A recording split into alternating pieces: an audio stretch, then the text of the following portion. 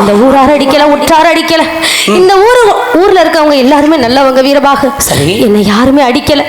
அதுபோல என் தந்தையாரும் என்ன அடிக்கவே இல்லை வீரபாகு. யாரும் உன்னை அடிக்கல? என் தாயார் தான் தகாத வார்த்தையெல்லாம் சொல்லி என்ன அடிச்சாங்க வீரபாகு. சாமி வீரபாகு, அம்மா என்ன சொல்லி திட்டினாக? என்ன சொல்லி அடிச்சாங்க தெரியுமா வீரபாகு? நான் எதுக்காக